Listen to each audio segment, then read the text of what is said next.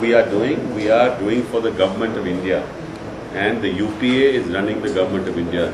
All this kudos goes to the UPA government, to Dr. Manmohan Singh and the leader of our party, Sonia. So sir, what is the next plan for the 100 days, sir? No, these are ongoing things. Everything can't be achieved in 100 days. It takes hundreds of years to achieve. But the seeds of the achievement are laid in the 100. So what we see a different scenario in India in all the state universities. Number of faculties posts are vacant. Either state government is not doing anything or central government is not. That's the point I raised today in the course of my speech. In Orissa, especially I belong to Orissa, in all the universities we found more than 200 teaching posts are vacant. That gives a low standard of academic values. That's true. So how can we tackle that? Well, as you know, that the state universities are created by acts of the state legislature. The central government does not create a state university. Can we have some kind of support from the central government? How? We are already through this, in this plan period, we have set apart 31,000 crores. Never in the history of this country. We set apart 31,000 crores so how to much help, one second, to help state universities throughout the country. 31,000 crores is part of the planned budget. Because the state governments have over the years not been able to keep up the standards of state universities which will serve the interest of their own people. How far can the central government keep on talking about supporting the state system?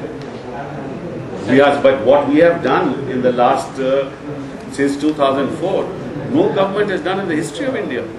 The budget, the education percentage of the total budget was 9% in 2004 when we came to power, right? And the total budget was 4 lakh crore.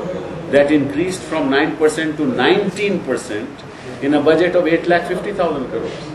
There was a tenfold increase in just education. This is what this government has done in the social sector of this country. The kudos doesn't go to me, it goes to the thinking. This is the point that I was making to you, that soch, that allowed the government to think of the ordinary man and make sure that the ordinary man moves ahead. Now, this is a partnership. The state government must partner with us when we are going to bring about these educational reforms, which are all on the anvil. I expect all state governments to support us, because this is for the future of India. If Orissa develops, it is good for India. Sir, you have come up with a new scheme of examination pattern in the CBSE 10th class and all that. So, but the states, they have not yet gone for any of this. I cannot interfere in state boards, and I do not wish to interfere. I made that clear on day one, that the state boards must decide for themselves. But this is the way forward. If the state boards do not adopt that way forward, they will be answerable to the people of the state. They will be answerable. But this is the way forward. We need to release the energies of the children of India. We need to re-traumatize education.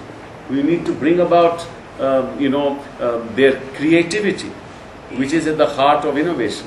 And then only will India progress. Sir, one of your speeches I was observing, you said all the deemed universities will be under the scanner. They are under the scanner. But immediately after speech, within 10 days, UGC has given them full status of universities. No. You are completely wrong. In fact, we have filed an affidavit in the Supreme Court. We have filed an affidavit in the litigation, and that litigation has been compromised. Now they cannot use the word university against their name. And it is when I took this decision when I became minister, that this was really, in a sense, misleading people by attaching the word university to the name of the university. So they'll have to say deemed to be a university, not reflected in the name. While congratulating our Vice Chancellor for having said about the medical college including this university, so, and also for you for giving a nod of it. So how do you see the opening of it? Any nod of anything. Don't prize that out of me. Sir, your opposition leader. Look, we see. Your opposition leader has requested you, and the CM also requested. When I sit in Delhi, he may say anything. I mean, this is not party. As I said there, Sir, it is a major Congress concern. may say, BJD may say, BJP may say, but we have to look at India. This is not a government doesn't run for one region or for one state. We run for the people of India, and therefore we have to make sure of several things: distribution, equity, finances, quality, faculty, students, and we have to take an assessment of the entire situation and then to come to conclusions. And I think it is essentially wrong to push politics into this system. Right? It doesn't mean that their demand is untimely or that their demand is unfair or that they don't have a just demand. There are thousands of just demands in this country. I mean, I wish I could set up a university in each district. I wish I could. But if that were so, then why is it that when Congress government was not in power, none of this was done? So why bring politics into it? After all, we were not in power from 1998 to 2004. So why was all this not done? So let's not, as I said, let's not bring politics. Education should have nothing to do with politics, because education determines the future of our children, and our children are India. They represent the future of India. You bring politics into it and then you will muddy the atmosphere. Then why don't you give this to us? Why don't you give this to us? I can ask a rhetorical question. After all, you were there for 6 years. What did you do for Odisha? Why didn't you bring a central university then? Why didn't you bring an IIM then? Why didn't you bring the IITs? Why didn't you expand the system? We were not in power. But I don't want to bring this. This is not my intent. I come to Odisha because Odisha is as much a part of India as every other state, and I'll do for Odisha to the extent I can in the context of our national vision, and we will not discriminate against any state. Sir, in regard to Central University of Odisha, we have number of industries around, HAL and other industries. Can you help us having some kind of tie-up with our university? The plan will now be made by the Vice Chancellor. I have requested the Vice Chancellor in our meetings with her that this would be a unique university, because each central university in India, on the basis of where it is located, must develop its own ethos, own cultural ethos, own academic ethos, own curricula.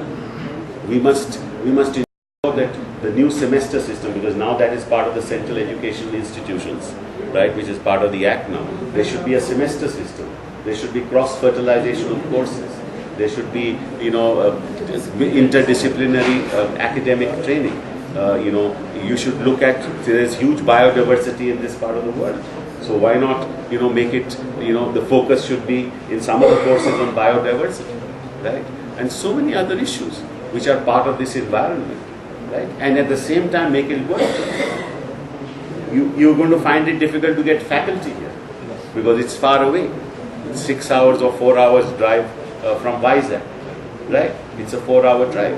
Most faculty would not like to come. So the big challenge is how to get the faculty. I talked to the Chief Minister. We should improve connectivity here. The airport strip should be enlarged.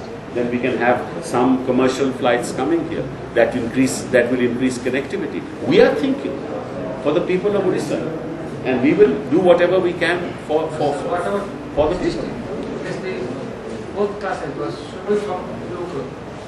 This is now the Vice Chancellor who will look at all these issues. All issues must be looked at. I am not, in the central government, not going to decide for the Vice Chancellor. This is not our intent. Our intent is not to interfere in academic processes. And I would request all stakeholders in Odisha not to do that either. Allow the Vice Chancellor, in the best interests of the people of Odisha, to move forward. Sir, regarding the Sarva Shiksha Abhiyan's expansion into the secondary education, so in the Sarva Shiksha Abhiyan, the greatest challenge was of the faculty. The teachers